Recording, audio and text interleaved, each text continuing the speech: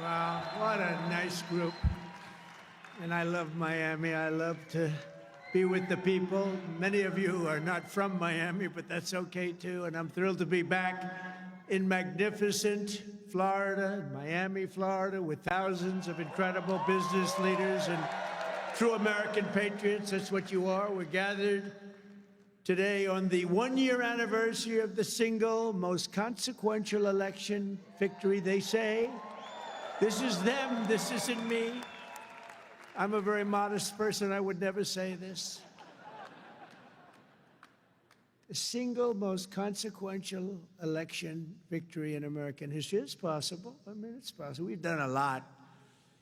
On November 5th, 2024, the American people reclaimed our government. We restored our sovereignty. We lost a little bit of sovereignty last night in New York, but we'll take care of it. Don't worry about it. We rescued our economy, regained our liberty, and together we saved our country. On that magnificent night, 365 days ago, you know, I was with a group of very important people, and they say, think of it, last week, just last week, 6 days ago, 7 days ago, they said, you were campaigning 1 year ago. I said, no, it felt like I've been in this position for so long. And it's right. At that point, 1 year ago, I was actually campaigning. We did the McDonald's shot. Remember the McDonald's shot? We did the garbage truck shot. And actually, the McDonald's one was the biggest hit in the history of Google. Can you believe that? Number one, the garbage truck did well, but not as well.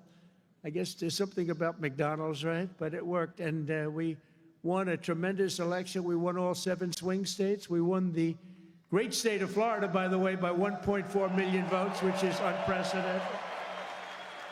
Biggest victory ever in Florida, including an 11-point victory right here in a place called Miami-Dade County. We won the popular vote for the first time of any Republican in many decades. We won the Electoral College 312 to 226. And we won 86% of the counties in America. That's a big one. 2,700 to 525. I'd say that's called a landslide, right? We got more votes from African Americans than any Republican candidate in history. We also won a record share of votes from the incredible Hispanic American community. There might be a couple of us left. Biggest vote in history. And above all, we won a resounding mandate to make America great again, which is what we're doing. And every day since, I've been fighting to turn the promise made into the ultimate promise kept. We're going to do our job. We have a big job to do. We've done really well. I think it's the best 9 months, they say, of any president. And I really believe that if we can have a few more 9 months like this, you'd be very happy, you'd be very satisfied. But it's been pretty incredible, with trillions and trillions of dollars being poured back into our country by other countries and other places and people. 1 year ago, we were a dead country. Now we're a country that's considered the hottest country anywhere in the world. It's the hottest country. We are now in the hottest country anywhere in the world. And I'm pleased to report that today the United States has the strongest economy, the strongest borders, the strongest military, the strongest friendships, and the strongest spirit of any nation anywhere. We have the greatest economy right now. A lot of people don't see that. But if you look at what's happening with all the factories, AI, auto plants all over the country being built, that if you would have thought about that 2 or 3 years ago, you would have said it was the opposite. They were all leaving. Now they're all coming in. They're all coming back and then some. And I think that we can honestly say, and I think you're going to see it even more so over the next 12 months, that this is the golden age of America. This is the golden age.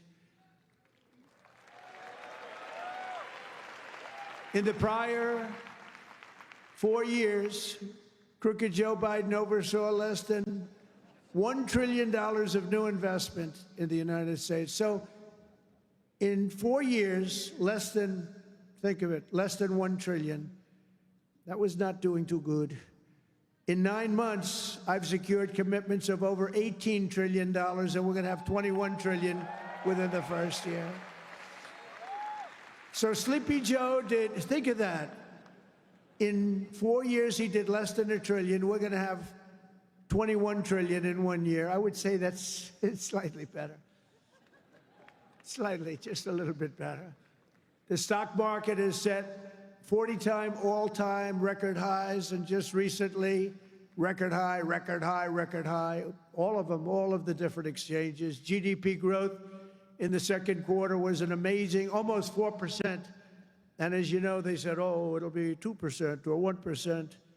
And it's been really helped a lot by the tariffs. It's been really helped incredibly, because this is really a transition period. We went from a horrible, failed country to a tremendous success. It's a transition, and yet we did almost 4%, triple and even quadruple.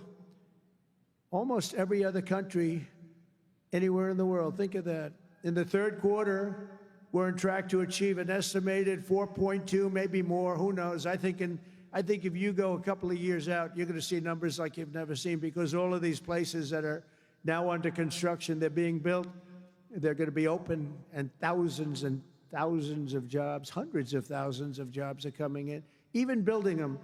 But when they open, that's when you're really going to see the numbers. We're building some of the biggest buildings ever built anywhere in the world.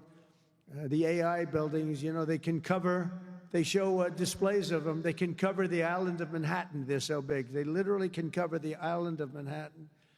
In 9 months, we've lifted over 600,000 Americans off of food stamps, which is a record.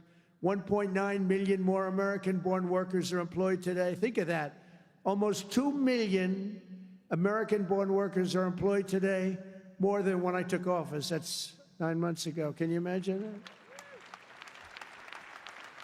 And I tell Republicans, if you want to win elections, you got to talk about these facts, you know. It's really easy to win elections when you talk about the facts. And we have more people working now than at any time in the history of our country. Right now, we have more people working. These are things you have to talk about. It doesn't just happen. You got to tell them. It's wonderful to do them, but if people don't talk about them, then you can do not so well in elections. Wages for workers are rising at the fastest pace in over 60 years. Those are workers, and that's what we love. We love the workers. Since I took office, wages for the typical factory worker are up $1,300. Construction workers' pay is up $2,200, and miners are up nearly $5,000 this year alone. And that's good, because it's not, you know, such an extra cost to the company. It really isn't. Somebody would say, oh, well, it's going to cost more. The fact is that they're doing such business like they've never done. You're going to start seeing numbers coming out very soon that are going to blow your mind. Under Biden, we had the worst inflation in modern history. We had inflation that was so bad, costing the typical family about $33,000 over a period of time. Their policies send food prices up 23. They come in, you know, when I first came in, I was in for 3 days, and one of the fake news members, they're all back there. That's a lot of press. Fake news. They said, egg prices are through the roof. I was there for 3 days, and this maniac, this lunatic person, happened to be a woman. Sir, what are you going to do about egg prices? And they'd gone up like 4 or 5 times. I said, well, you just told me it has a problem. And people weren't buying Easter eggs. You believe it? I said, we're buying Easter eggs for the White House, for the egg hunt, the famous egg hunt. But within a couple of months, we got them down. We have a great Department of Agriculture headed by Brooke Rollins, and we did a great job, and we got them down to the level they originally were a long time ago. And we have that in just about everything. And if we don't have it, we get them down. Their policies sent food prices soaring 23%, the Biden policies. And it wasn't him. It was the people surrounding him around the desk. He didn't know what the hell he was doing. Biden. How the hell did that happen? Well, I know how it happened. A rigged election. That's how it happened. Think of the damage done. Although I must tell you, but this is a much more powerful term. I mean, this is a much better term. In one way, it's bad to see how bad people... You're going to see the same thing in New York, by the way. You watch what happens in New York. Terrible. But you're going to see that same thing. And I hope it doesn't happen, but you're going to see it. Gas prices are surging to $5 a gallon, even higher, and mortgage rates skyrocketed by 152%. But under the Trump administration, all of that is changing. Prices are coming down very fast, and we're bringing them back to the beautiful part where you can have, and you can truly say, we're talking about the American dream again. You didn't used to hear that term. You heard it during my 4 years, and then it disappeared. Now you're hearing it again more than ever. Because we had the most successful economy in the history of our country during my first 4 years. We rebuilt the economy, cut the biggest tax cut in history. We had the biggest tax cut in history, the biggest regulation cut in history. That's why we had the great economy. And now the only difference is we're doing better this time. Actually, we're going to have a bigger, better, stronger economy than the first 4 years. And that was the most successful economy in history. Gasoline prices have plummeted to the lowest in 2 decades, and we're going to soon see $2 gasoline. Think of that, $2 a gallon. It was up to $4.50, $5. And you know, when you get gasoline and you get oil and gas down, it's so big, it's so massive, the importance of it, that everything else starts to follow. And that's what's happening. Grocery prices are way down, and Walmart just announced that the cost of their standard Thanksgiving meal, this is the greatest. They're greatest, they're wonderful. They come out every year with how much does a Thanksgiving meal cost compared to last year, right? And it always goes up, up, up. It's 40%, 30% more. Is 25% lower than 1 year ago. Isn't that great? That's a big deal, Rima. That's a big deal. I don't know if they care about that in Saudi Arabia, but here it means a lot. We got the princess here from Saudi Arabia. She's got a lot of cash. Serious cash, and she's a great person. So she doesn't care about the price of a turkey is down a little bit, you know, she doesn't have to worry about it. Since March, the price of eggs is down 85%. Energy prices are down, interest rates are down, despite the fact that we have a total nincompoop at the Federal Reserve. It was recommended by one of my real great people, who I'd never spoke to again. And the cost of the typical new mortgage is down by nearly $3,000 a year.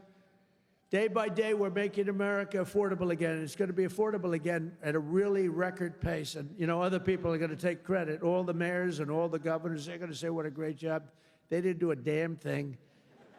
Yet as we speak, the Democrats in Congress are trying to put all of this progress at risk and drag us back to the Biden policies of soaring prices, crushing energy costs, massive spending, open borders, let the world come into our country from prisons and from mental institutions, let them pour in, and rampant inflation. That's what Biden gave us, all of those things. With the reckless Democrat shutdown, virtually every Democrat in Congress has voted to hold the American people hostage in an effort to extort hundreds of billions of dollars in new spending. They're demanding free health care for illegal aliens that just came into our country from prisons and from mental institutions, and drug dealers and drug addicts, and they want to give $1.5 trillion in giveaways that would turbocharge rapid inflation again, as they did the first time. You remember that just a couple of years ago, 4 disastrous years we just had. They were the worst years. Meanwhile, the radical left Democrats are causing millions of Americans who depend on food stamps to go without benefits. They're forcing federal workers to go without paychecks, and they're stranding thousands of travelers at the airports. And you understand it, and they understand it. All because they want to return to the failed Biden policies that created, and also Obama policies. I watched him the other day up talking, well, Donald Trump is a mean person. I'm not a mean person. I just want to have a country that's great again. Is that okay? I'm not a mean person. He's a mean person. He's a divider. He's a divider. Obama, Barack Hussein Obama. And by the way, ask him how he's doing on his museum library. He's got hundreds of millions of dollars of cost overruns. It's come to a dead halt. He built it in not a particularly good location. He's not into real estate, you know. He doesn't know about location. He doesn't know about location. But he built it in a location that's not going to be too good. But the thing has come to a dead halt It's way over budget. It's sort of like Gavin Newsom in California. He's got a train that was supposed to go from San Francisco to Los Angeles, which is a stupid idea because an airplane is faster. I don't care how fast it goes. And they had plenty of airplanes. San Francisco, inside San Francisco to inside right there, L.A. And what they did is they said, oh, man, this has been going on for years. It's billions and billions of dollars over budget. So what they decided to do is cut it so that it doesn't go into San Francisco and into L.A. It goes way short of both. And then they cut it again and again and again. Pretty soon they're going to have like 2 miles of track. Billions and billions of dollars, totally incompetent. The biggest cost overrun proportionately that I've ever seen. Many, many, many times more. And it's no longer the same. It was supposed to go into the city. Now it's way short, many miles short of the city. So they're going to drop you off and you can walk the rest of the way. That train is going to haunt him. You watch, because he doesn't have what it takes. I tell you that. Slimy guy. He's a slimy one. Maybe that should be his nickname. Slimy Newsom, right? But he doesn't have it. But you look at that train, it's going to cost him. Republicans have voted 14 times to fund the government. And it's time for Chuck Schumer, crying Chuck. Remember he started crying at the airplanes? They were the worst forced tears. I've known him all his life. He's never cried. But he broke down in tears. He was so devastated. He didn't know why he was crying, but he just thought it was good to do. His people told him this was a good time to cry. Crying Chuck. But it's time for Chuck Schumer and the radical Democrat Congress to stop playing games with the people's lives and to pass a clean funding bill that they've done 30 times before. And to reopen government immediately. Just reopen it. They don't like it to be reopened because we're setting records. They think actually, I don't think anything's going to hurt. We are so strong now that I'm not sure that anything's going to hurt. But it would be good to open it up, take care of the people with jobs that aren't going to get paid and aren't getting paid. And no matter what, we will not let them impose their inflation-causing extremism on the American people. We're not going to pay $1.5 billion for people that came into our country illegally, okay? If you don't mind. That's what they did last time. Remember the Inflation Reduction Act?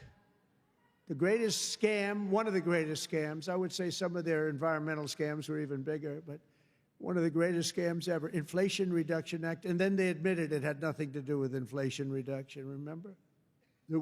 But it did actually cause massive inflation. It actually caused massive inflation. But we don't use auto pens in the Trump administration to sign things. We don't believe in that. You know, I get these guys come in with these big, beautiful documents, gorgeous, beautiful, must cost a fortune. I should check the price. But, you know, a general is being made or something, you know, some big post. And they say, sir, would you sign this, please? It's going to be a 4-star general, or it's going to be a big cabinet position, or it's going to be something with medical or whatever. I take my pen and I sign it. In his case, they walk it into a room and they give it to somebody who's no idea who Biden is. But Biden doesn't have any idea who he is either. And they have a machine sign it, the auto pen. And all of the pardons, he gave thousands of pardons to people. He had no idea about it. He didn't know about it. And therefore, all those pardons are void. You know, you have to have, it's a very complicated thing if you're going to use the machine. You have to do it properly. And he didn't have any idea what was happening. And this is what we had as a president. We don't want that. You have the opposite right now. I don't want to be braggadocious, but you have the exact, I know exactly what's happened. If you want to see what congressional Democrats wish to do to America, just look at the result of yesterday's election in New York, where their party installed a communist as the mayor of the largest city in the nation.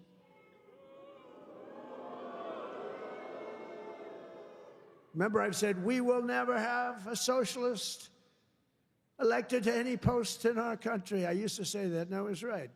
We skipped socialist and we put in a communist instead. That didn't work out too well. But as I've warned for many years, our opponents are hell-bent on turning America into a communist Cuba or socialist Venezuela, and you see what happened to those places. For generations, Miami has been a haven for those fleeing communist tyranny in South Africa.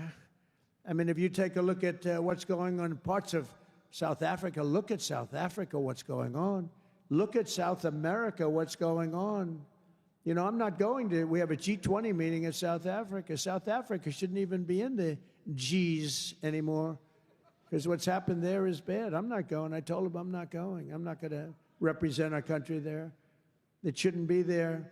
Take a look at what's happening in different parts of South America. Take a look at what's happening in different parts of the world. But now the Democrats are so extreme that Miami will soon be the refuge for those fleeing communism in New York City. They flee. They flee. Where do you live? New York City, but I'm trying to leave because I don't want to live in a communist regime. I hope it works out for New York. I love New York. I love New York. When I left New York for the White House, it was good, except we had, you know, the telltale signs of trouble because we had a guy named de Blasio. Do you ever hear of him as mayor? He goes down as probably the worst mayor in history. Then he went to Harvard to teach government. Do you believe it? They took de Blasio, and they took that mayor from Chicago, the woman, the one that gets her hair done very expensively, right? Beautiful hair. She got beautiful, luxuriant hair. And they took her, and she's teaching at Harvard. They're teaching government. And then you hear about Harvard. We're trying to work a settlement with Harvard right now for about, like, a lot of money. I won't tell you what, but you'll be reading about it pretty soon. Because what they've done to Jewish people and what they've done to others is pretty bad, I'll tell you. It's pretty bad. Going to cost them a lot of money. After last night's results, the decision facing all Americans could not be more clear. We have a choice between communism and common sense. Does that make sense to you? Common sense. It's common sense or communism. And, you know, you take a look back 1,000 years, it hasn't worked. If it worked, we'd be using it, I guess, but it hasn't worked. Our opponents are offering an economic nightmare. We're delivering an economic miracle. We have delivered in 9 months. This is an economic, the biggest investment of funds in a country in history by many times. That's good. They want higher spending for government and illegal aliens. We want bigger paychecks for American workers and American families, and that's what we're delivering. You see that. They stand for crime and chaos and corruption. We stand for law and order and justice. Also, strong borders. Boy, do we have strong borders. They put America last. We put America first. We put America first.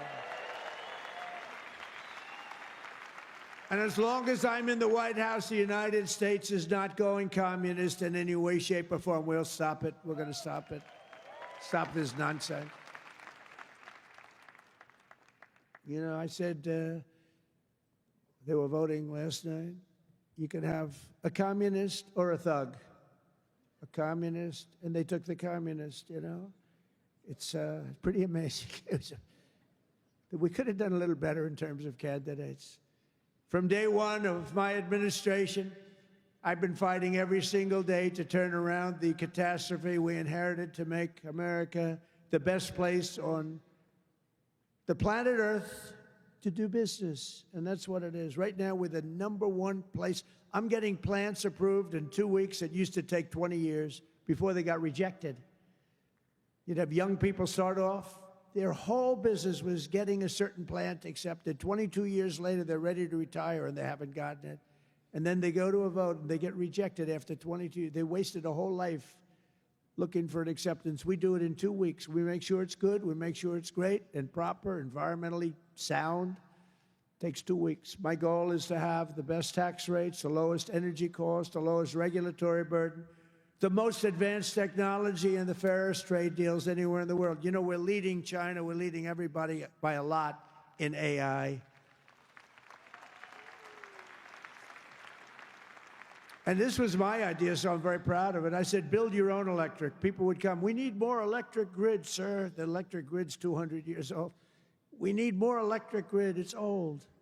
The electricity that the AI plants need alone is double the entire electricity that we have in the country right now. Can you believe it?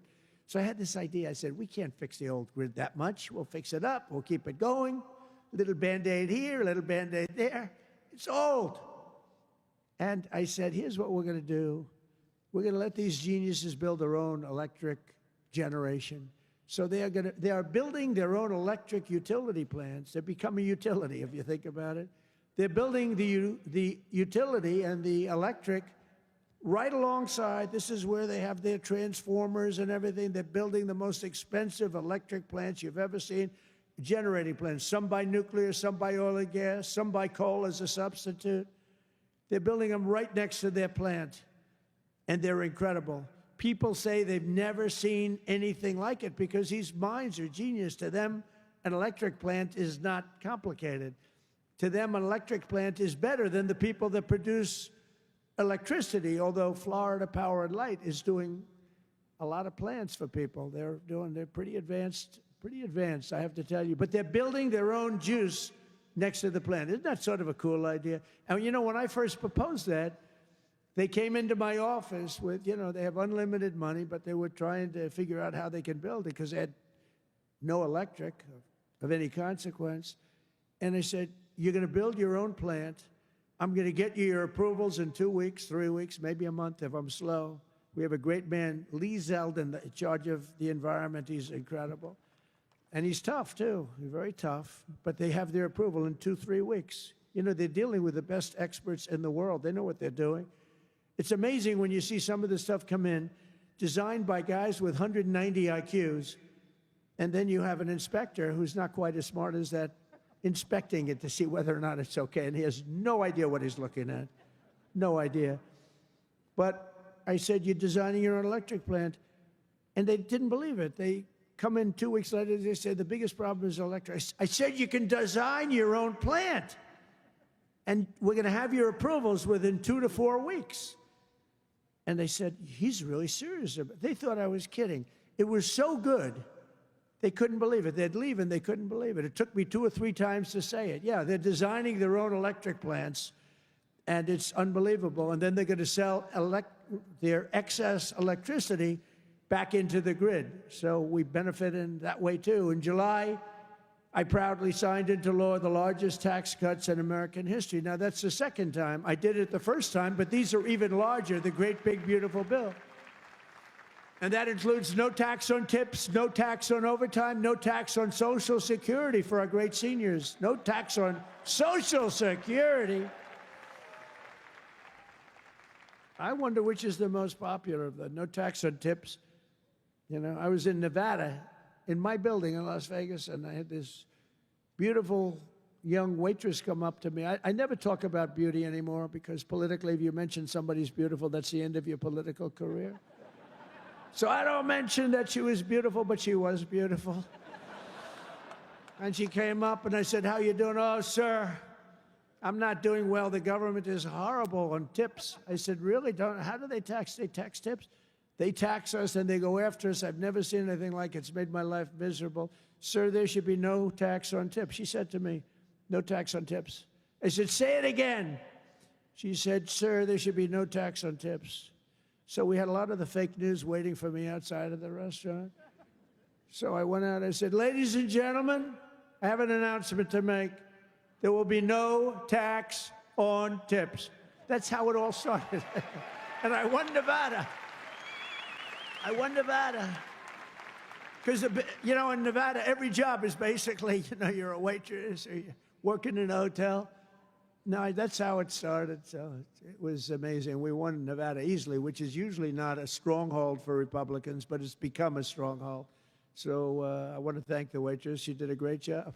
But when she said those words, sir, there should be no tax on tips, it's amazing. Somebody else would hire a consultant, pay them millions and millions of dollars. They'll come back and they'll say, sir, I think you should absolutely tax tips. And you'll lose the election. But we also have 100% expensing for all new factories, plants, and equipment, so your businesses can write it off all in 1 year, and that's a lot of jobs you're doing and producing. That was, to me, the biggest thing in the first bill. But this is even better because this goes for a 10-year period. Upon taking office, I signed an executive order requiring that every one new regulation, every time we issue a new regulation. Think of this, 10 old regulations must be eliminated simultaneously. So if we give you one, you get rid of 10, and so far, for 9 months, we're exceeding that, and it's 30 to 1. For every new one we give, they're getting rid of 30 old, broken-down regulations. And we've slashed nearly $1 trillion worth of regulatory burdens. We have regulations that are so old, and nobody uses them, but they stymied a lot of production, a lot of jobs. And I did it the first time, and we had the largest regulation cuts in history, and now we're exceeding it this time. So it's big. It's one of the reasons we did so well then, and I think it's one of the reasons we're doing so well now. Again, we have to talk about it, because if we don't talk about it, nobody else, the fake news, is not going to talk about it. And we have streamlined permitting for the new energy and mining projects. What used to take decades now takes 28 days.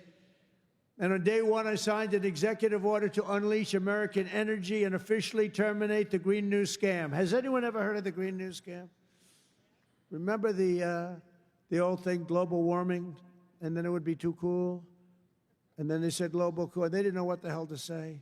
So they came up with the greatest, climate change. No matter what, if it goes up, if it goes down, climate change. They're very, very smart people, but not smart for us. They're smart for them. But my policy was very simple. Drill, baby, drill. We're drilling like crazy right now. And to curb inflation, we've slashed the size of government for the first time in years, and we're waging total war on waste, fraud, and abuse like we've never done before. Since January, 100,000 bureaucrats have left the federal payroll. Government spending is down 2.5% this quarter compared to 1 year ago. Think of that. And in stark contrast to last administration, 100% of all new jobs created in America under my administration have been created in the private sector. 100% of the jobs have come from the private sector. Otherwise, you don't have a country. I mean, I love government workers, but if you have all government workers, you don't have a country, do you? At the same time, my tariffs are bringing in hundreds of billions of dollars and are helping slash the deficit this year by more than 50%. Did you see the numbers? We're going to be down 50%, anywhere from 25 to 50, but closer to 50%. Who would think that one? Those are big numbers. Now, take that out 2 or 3 years. To embrace a vital industry here in Miami, I've also signed historic executive orders to end the federal government's war on crypto. Crypto was under siege. It's not under siege anymore because it's a big industry. It's a big industry, and I have a lot of people that are great people, great business people. They're in other businesses, but they're in crypto too. And it takes a lot of the pressure off the dollar. It does a lot of good things, but we're into it. Biden was vicious on crypto. They were going after these crypto guys. It was terrible. They were under indictment, but I got indicted too. I made a phone call. Congratulations on your victory. He made a phone call. Let's indict him. These people are the worst. Then they say, he's gone after Comey. They indicted me. They impeached me. They did everything. It's unbelievable. Who the hell else could have taken that? Do you guys know anybody else that could have taken it? I don't think so. A lot of people say, you're the only one could have taken that. I don't know if that's true, but there aren't too many. We're making the United States the Bitcoin superpower, the crypto capital of the world, and the undisputed leader in artificial intelligence. We're leading China by a lot. And don't forget, if we don't do the crypto properly, China wants to do it. They're starting it, but they want to do it. Other countries want to do it. If we don't do it, it's a big industry. We're honored to be joined today by a man who has been a true champion for many of these bold policies. He really has. He's been a great guy. He was a little late in his endorsement of me, I'll be honest with you. He endorsed me. You know, these guys that endorsed me after I won, I don't know. Sir, I'd like to endorse you. No, I won the election. Nah, he's a good man, actually. I've known him a long time. He's helped turn the area into one of the hottest markets in the country and one of the greatest cities in the world. Miami Mayor Francis Suarez. Please, Francis, come up, please.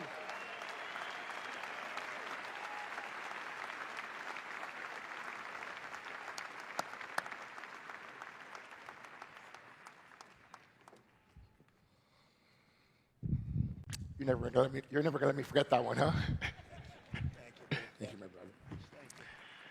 Thank you, Mr. President. Just a little shorter than you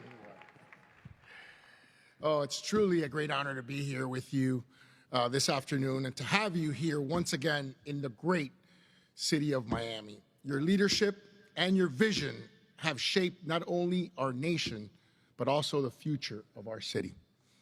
Miami's success today is rooted in the values that are deeply American: opportunity, freedom, safety, and innovation. These are values that you have championed with conviction, and they are the same values that have made Miami a symbol of what's possible.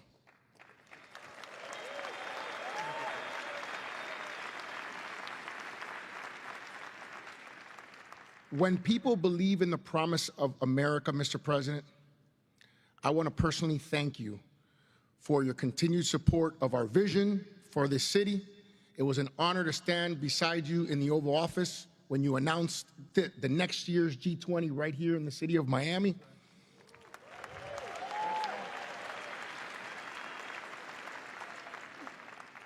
Thank you for choosing our city to host what is perhaps the most important and consequential gathering of leaders from around the world. Miami has come a long way, and we will rise to the occasion, Mr. President.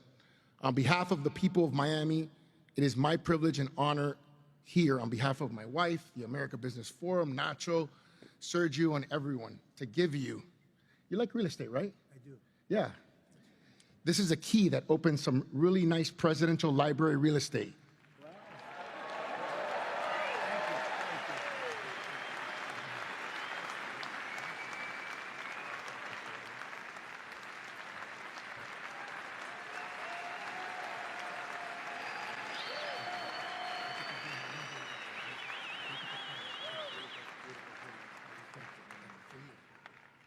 That's beautiful. Thank you. Thank you very much, Francis. I appreciate it. And you know, he's really a special guy. I'm going to take this, I'm going to put it in the White House, and then I'm going to move it to Doral in about 3.5 years. We put it right in Doral, right? In the lobby of Doral. A lot of people from Doral. Well, thank you. That's a great honor. I also want to thank a man who's been unbelievable in terms of Israel and so many other things. He was a great real estate developer, but he had a great personality. And you need a personality for this. And I said, he's just as good as there is, and he's done so well. And you look at what's happened with Israel. We have peace in the Middle East. Can you believe it? Peace in the Middle East. And he's Special Envoy Steve Witkoff. Steve, where are you, Steve? Wherever you may be. Where are you? Steve, thank you. What a job you've done. Thank you very much. What a job he's done. That guy's got that personality. Now, I wanted a deal maker, but, you know, a lot of deal makers don't have good personalities. You end up in a war. They make the deal, but you end up in a war. This guy, everybody loved him for years. I've known it. And he was the right guy for the job. Peace in the Middle East. 3,000 years. They've never had peace in the Middle East. We're going to have it, too. We're doing well. Just keeps going along. And we just had a meeting. It's even more and more so. And so many people in this room are very much into Israel and the Middle East.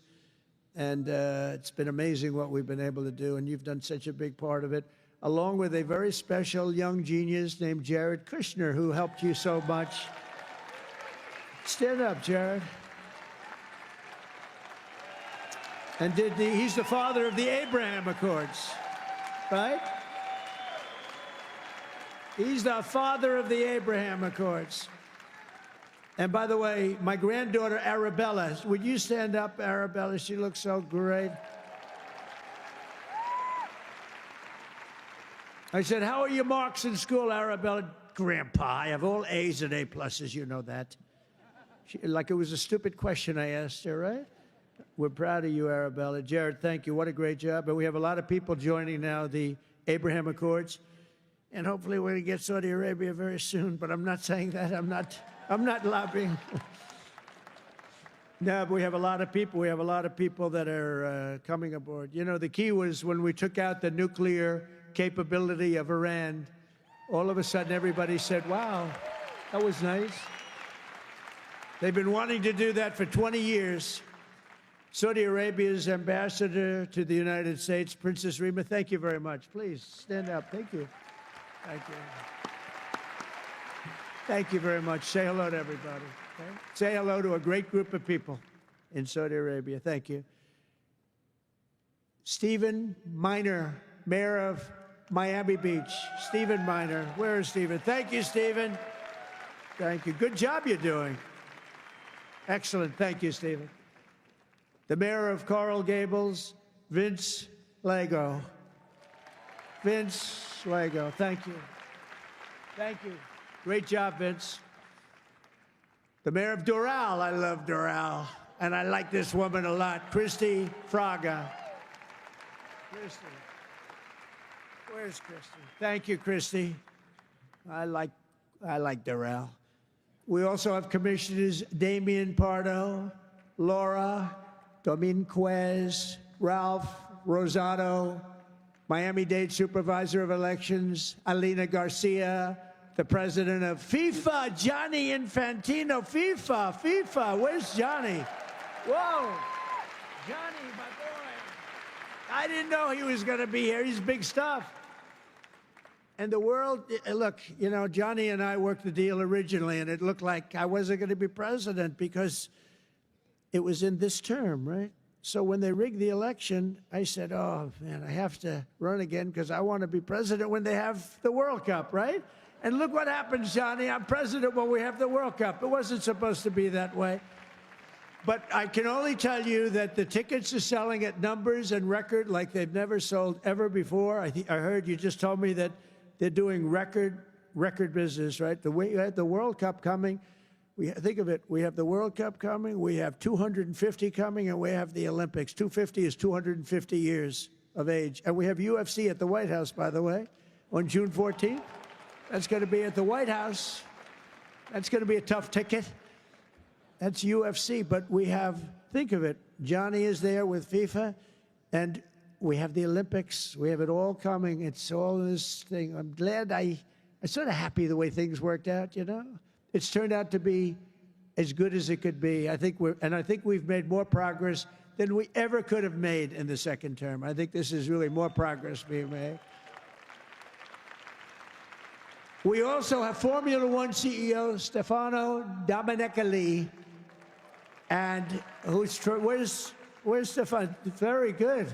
That's big stuff. We have a lot of big people here today. We also have a gentleman who called my election successfully. He said, and Donald Trump will be the next president of the United States. Got a great voice. Bret Baier. Where's Bret Baier? Bret Baier. Where is he? And his son is with him, Paul.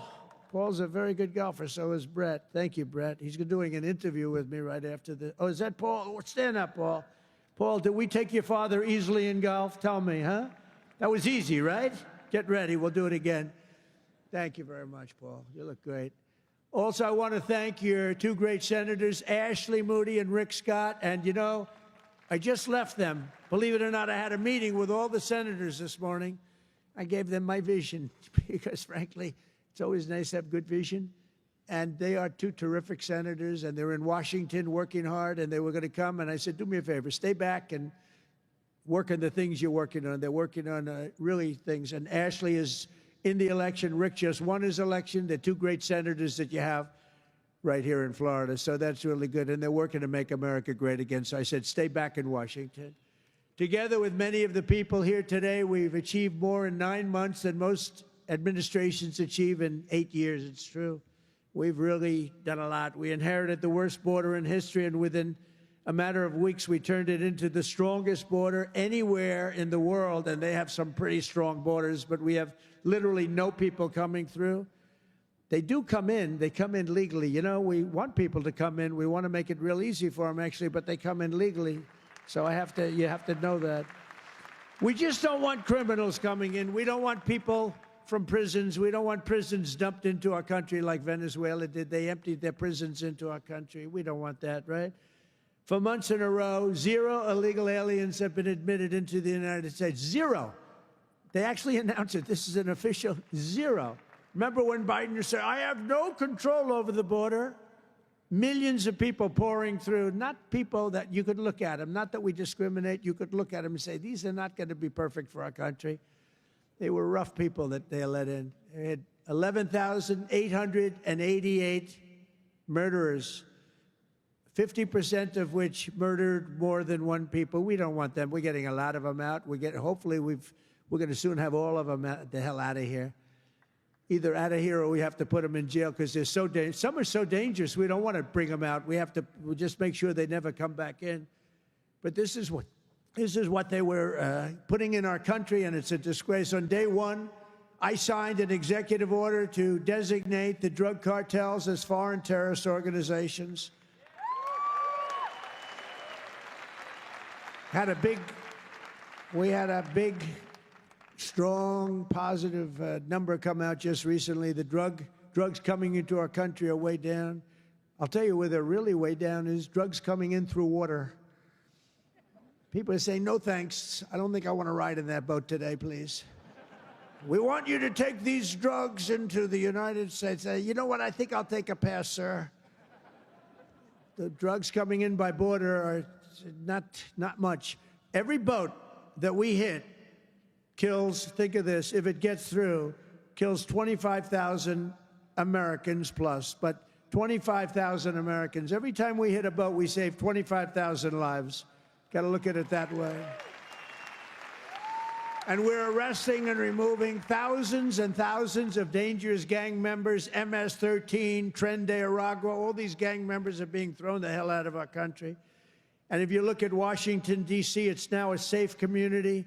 We're in Memphis now, and within 2 weeks, all of a sudden, it's like a safe community. It's really made unbelievable progress. And we're blowing up cartel terrorists. We're blowing them up linked to the Maduro regime in Venezuela and others. Look, it's not just Venezuela.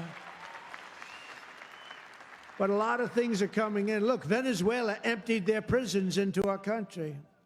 Nobody wants that. They emptied their prisons into our country. We're liberating our cities from the scourge of violent crime, making our country safe and beautiful again. We're starting in our capital, Washington, D.C., which right now you can walk through the middle of Washington. You have no problem. 6 months ago, that wasn't the case. 1 year ago, it was a disaster. But law enforcement, our military has done an incredible job, actually. It's a safe, very, very safe city again. And it's been beautified. We're putting new medians in. We're covering the roads with nice, clean, beautiful asphalt. We're redoing the grass in the parks. It's really becoming beautiful again, and it's safe. We don't get calls that, think of it, call to the parents, your son, sir, has been killed. He came to see the Lincoln Memorial, and he's dead. No, that's not happening anymore. We run it tough. We run it very tough. Sometimes you have to be a little tough to get rid of. These are thugs. These are bad people. We're bringing them the hell out of our country where they came from.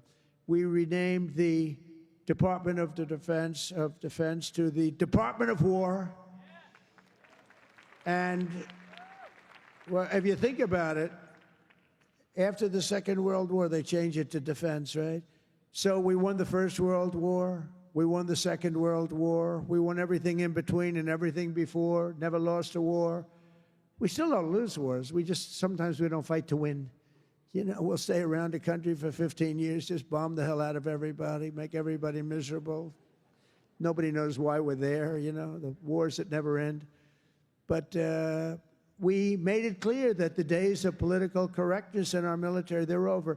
We don't want to get into wars. I rebuilt the military. We have the strongest military by far in the world. We make the best equipment, the best missiles, the best rockets, the best everything. We redid our nuclear. We're the #1 nuclear power, which I hate to admit because it's so horrible.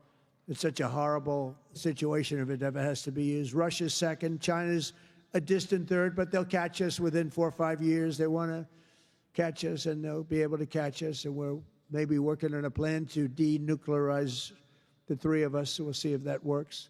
But we have the strongest military anywhere in the world by far. We're investing $1 trillion in the United States Armed Forces this year. It's the biggest amount we've ever invested, and the spirit of service members is soaring like never before.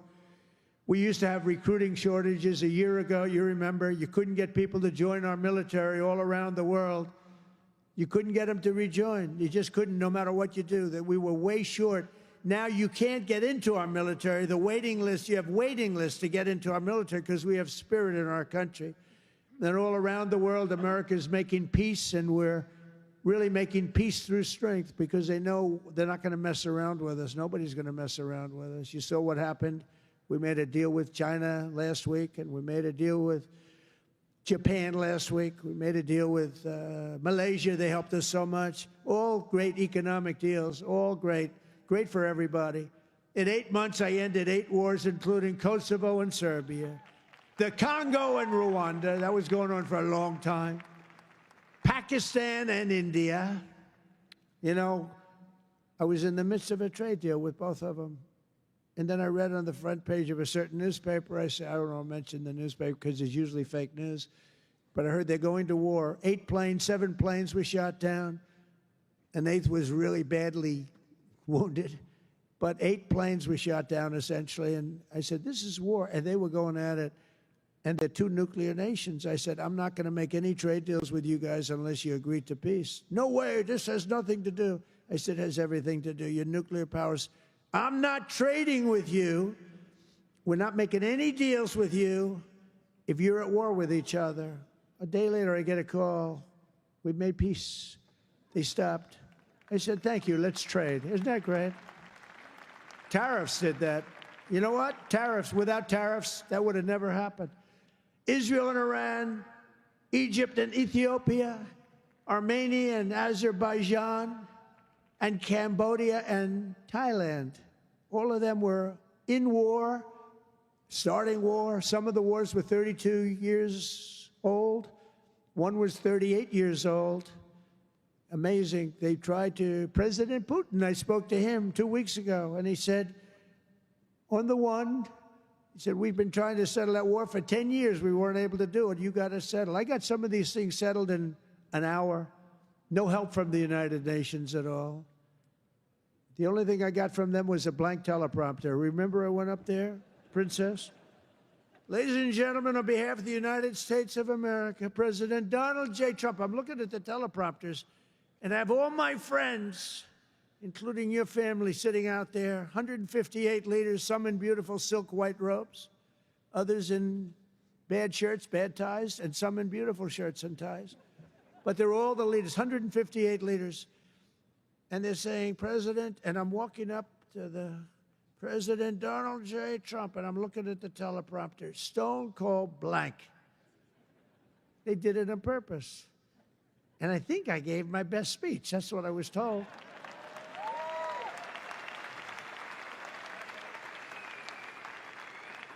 But it still wasn't a great feeling. I'm walking up very slowly. You know, I'm 20 feet. I'm trying to walk slowly because I see it's not working. They're dead.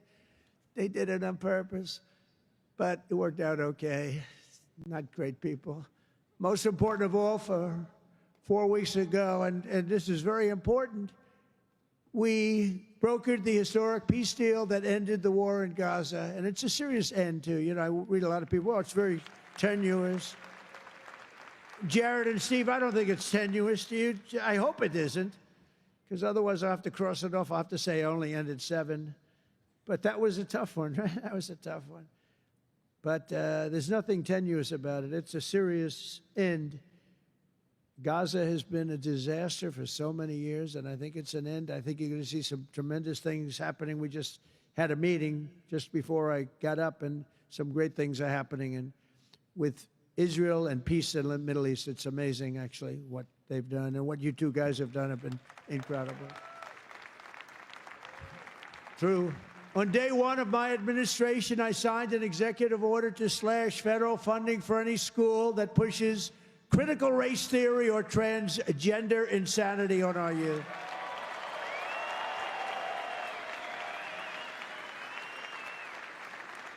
And we completely banned the chemical and surgical mutilation of our children. Think of that. Can you imagine somebody 15 years ago saying we stopped the surgical mutilation of our children? We stopped the chemical mutilation of our children. Can you imagine that? They would have said, this guy's crazy. And now you're saying, thank you very much, because you know it's true. How about this one? We got men out of women's sports. It's over. It's over. Men out of women's sports. They had a race here, the long distance, I don't know what the hell, a race, one of these all-day races. They had the top women, the top men. The man won by 5 hours and 18 seconds, okay? What the hell? How about the weightlifting? 218 pounds by women. That's a lot to lift over your head, Rima. I don't know if you might be able to do it. 218 pounds or whatever was the record. A man beat the record by 100 pounds. It stood for like 17 years or something. A man beat the record by 100 pounds. He was a failed male weightlifter, but as a female, he did very well. That's a record that won't. This is a thing that stood. They'd put a quarter of an ounce and a quarter of an ounce on each end. 18 years the record stood. Then a guy comes along, ping, ping. This is the crazy. These people are crazy. And Mandami, whatever the hell his name is in New York. No. He thinks it's wonderful to have men playing in women's sports. The swimming's good too, you know? You know the story? Records are being beaten by numbers that nobody's ever seen, nobody ever thought possible. But a lot of those records are being changed back to where they should be. And I made it the official policy of the United States government that there are only two genders, male and female.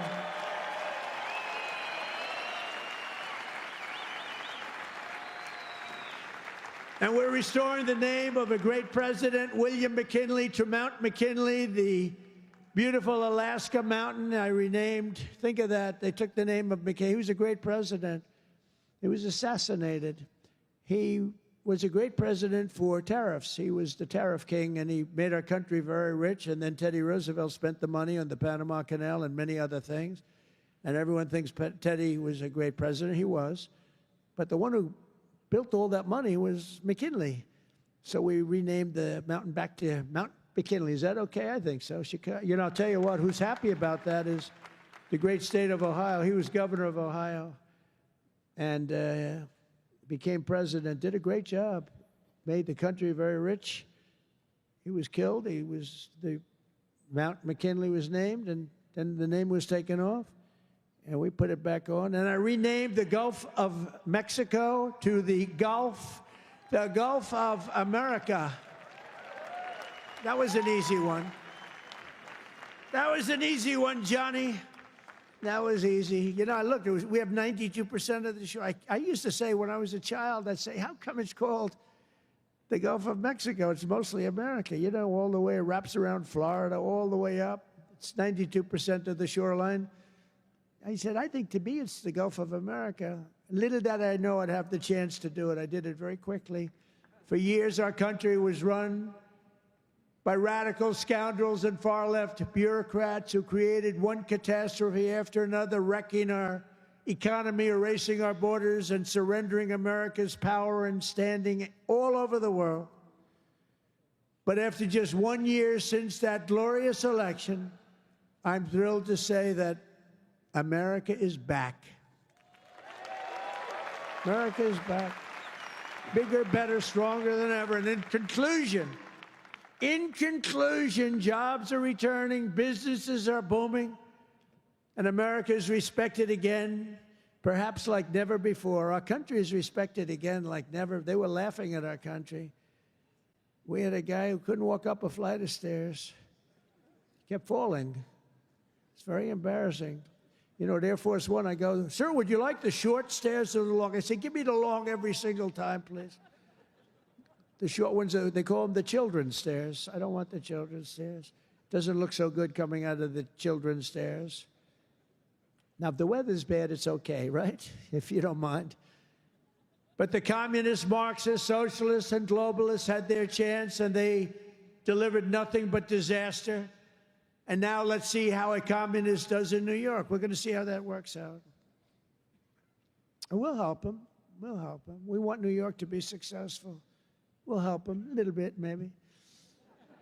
For all of these failed and discredited, really discredited if you think, ideologies, of the past. Their day is over, their grip is broken, and their time is absolutely done.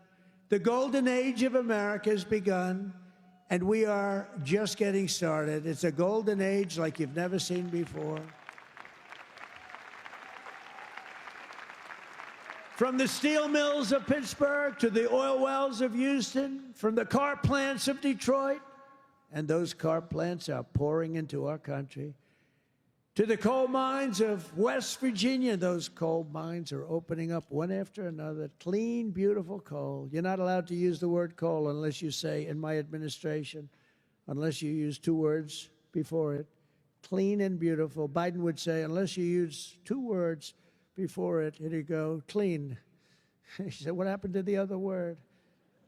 Remember those things? He'd say three words and mean two. But the West Virginia mines are doing unbelievable now. Wyoming is doing unbelievable. It's clean, beautiful coal. And from the bright lights of Las Vegas to right here in beautiful Miami, America is proud. America is confident. America is growing and successful. America is a great nation again. We're a great nation again. It's happened faster than I thought. I'll be honest again. We're respected by everybody. We are really, you see the way I get treated. I get treated that way. I guess a little has to do with me, but a lot has to do with the fact that I'm representing this country. America is respected again. America is a great nation again. The American dream is surging back to life, and we will never let the American dream die. Together we will make our country stronger, richer, safer, freer, and greater than ever before. And every day my administration will fight, fight, fight, and America will win, win, win. I want to thank you, Miami. I want to thank you, Mr. Mayor. I want to thank everybody for being here. God bless you, and God bless America. Thank you very much. Thank you, everybody.